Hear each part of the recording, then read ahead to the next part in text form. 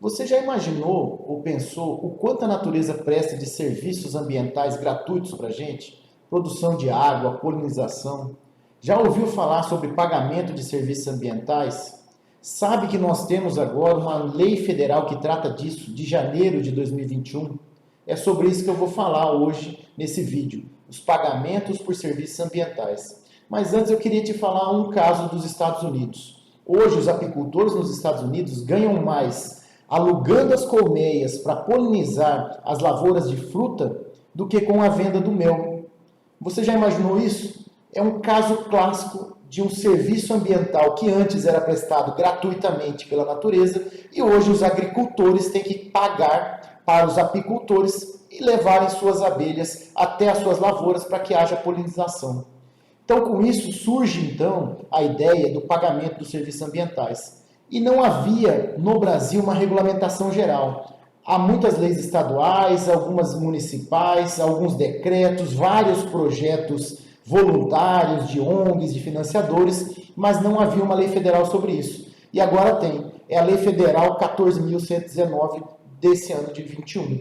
E essa lei traz o conceito de serviços ambientais. Os conceitos de serviços ambientais são as atividades humanas que ajudam na manutenção, recuperação ou melhoria dos serviços ecossistêmicos. Ou seja, aquilo que o ser humano faz para dar manutenção, melhorar ou recuperar aqueles serviços que o ecossistema, que a natureza provém para os homens. E os serviços ecossistêmicos são conceituados por essa lei como aqueles benefícios gerados pelos ecossistemas, que são os complexos que é o complexo de vegetais, animais, micro-organismos e o meio inorgânico. Ou seja, tudo isso que a natureza nos traz, prestando esses serviços, aquilo que o homem fizer para dar a manutenção, a recuperação ou melhorar esses serviços, são considerados serviços ambientais.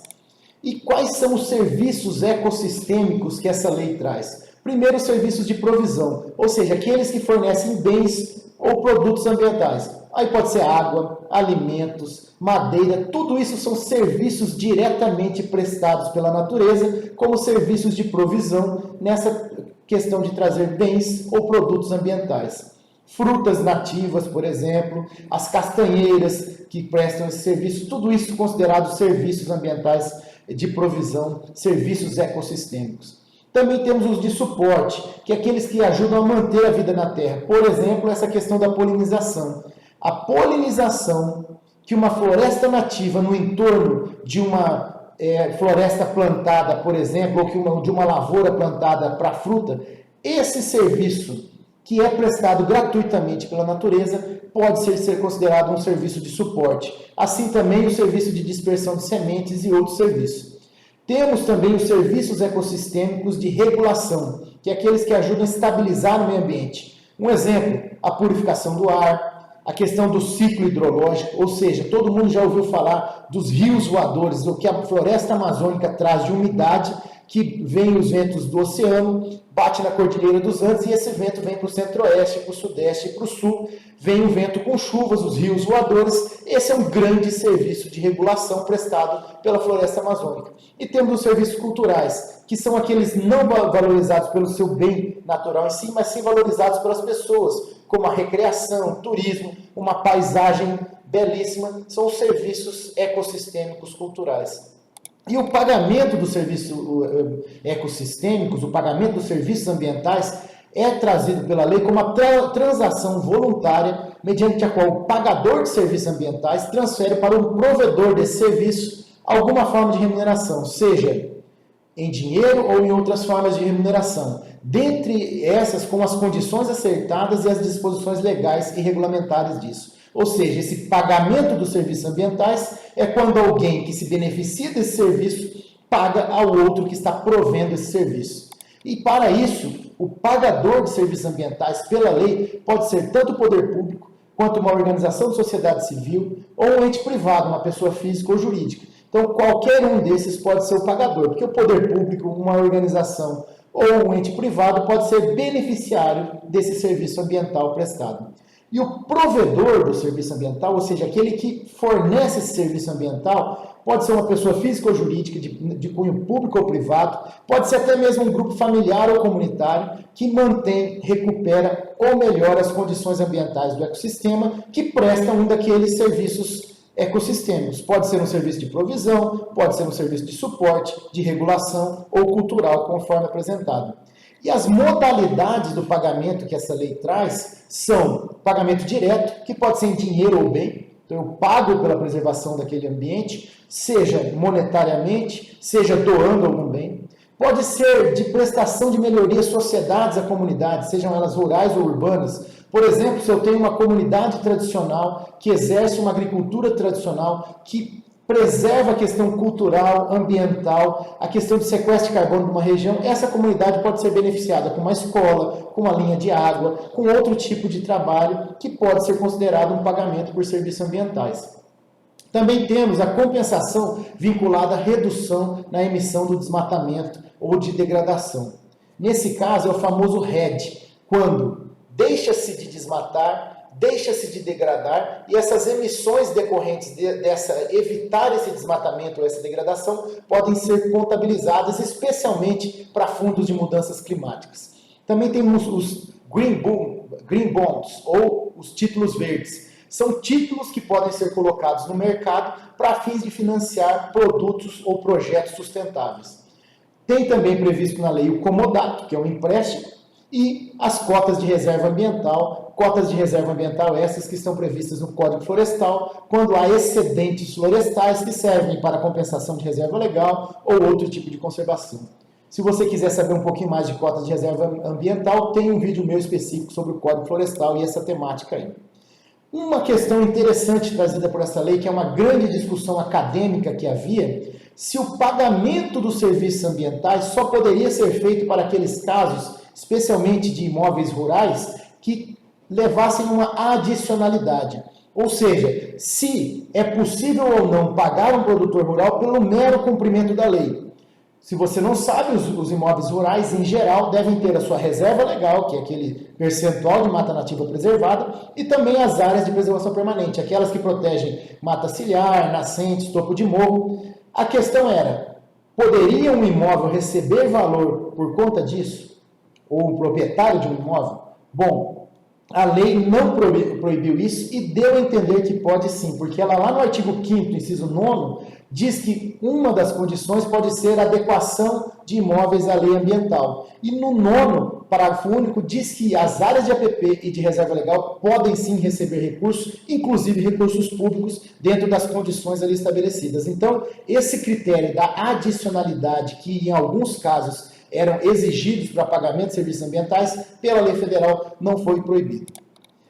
Então, e a lei federal do PSA, ela traz dois princípios que são decorrentes do princípio do poluidor-pagador. Sempre lembrando, o poluidor-pagador não é que eu pago para poluir, mas sim é a inclusão das externalidades ambientais, ou seja, os custos ambientais têm que ser internalizados na cadeia econômica. E aqui ele traz dois subprincípios, o do provedor-recebedor e o do usuário-pagador. Usuário-pagador, ou seja, se eu uso um bem ambiental acima de um limite tolerável, ou em qualquer limite, eu devo pagar por esse bem ambiental. E agora traz o princípio do provedor-recebedor. Se eu sou provedor de um serviço ambiental, eu passo a receber por esse serviço. Caso clássico de usuário-pagador. A lei de recursos hídricos, quando pago pelo uso da água subterrânea. Se eu tenho um poço artesiano e pago pelo uso da água, eu sou um usuário-pagador.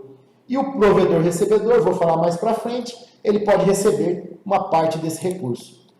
Essa lei criou, então, a Política Nacional do Pagamento por Serviços Ambientais e o Programa Federal de Pagamento por Serviços Ambientais. A Política Nacional, dentre outros objetivos, tem orientar os programas de PSA, estimular a conservação, valorizar os serviços ecossistêmicos, proteger recursos hídricos, regular clima, dentre vários outros. Mas importante, essa lei prevê a integração da Política Nacional dos Serviços Ambientais com outras políticas, como a dos recursos hídricos, a do Sistema de Unidade de Conservação, a das mudanças climáticas, além de outras.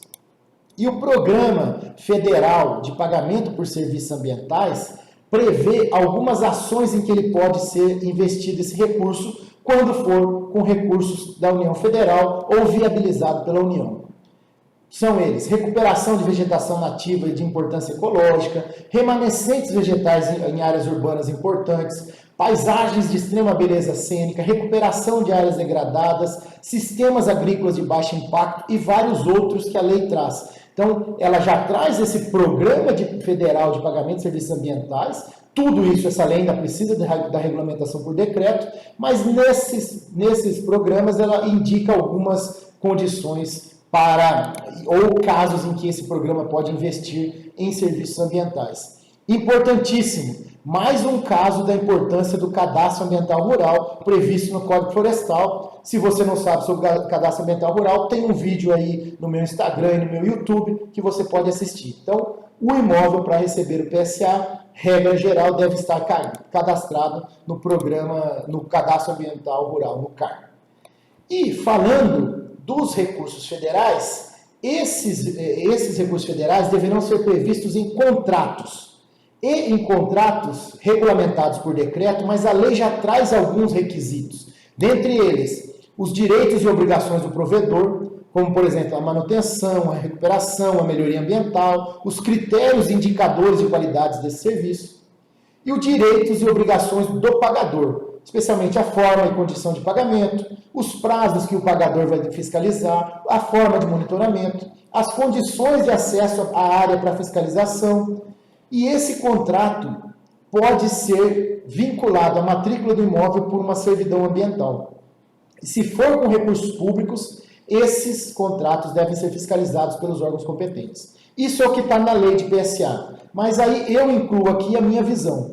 Se for com recurso público, contrato com a União, com estados ou com municípios, eu entendo que incide o artigo 54 e seguintes da Lei 8666 de forma subsidiária naquilo que for contrato público. Então, esses artigos, especialmente o 55, traz outros elementos, como tem que estar claro o objeto e os elementos, o regime de execução e forma de fornecimento, o preço e as condições de pagamento, o prazo e as etapas de execução, os direitos das partes, os deveres das partes, as penalidades em caso de não cumprimento, casos de rescisão, dentre vários outros que estão lá no artigo 55 da Lei 8666. Então, na minha visão, contratos de pagamento de serviços ambientais feitos com recurso público, com incentivos públicos ou com o poder público, incide aí, então, o artigo 55 da Lei 8666, 54 e seguintes.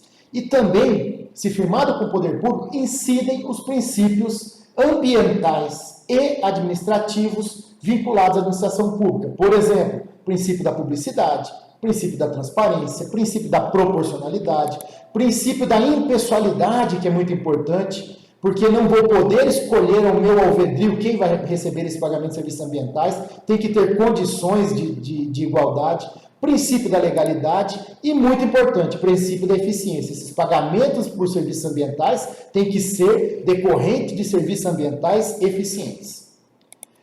Por fim, essas obrigações constantes nos contratos de serviços ambientais, elas são obrigações própria rem e podem ser, inclusive, inscritas na matrícula do imóvel.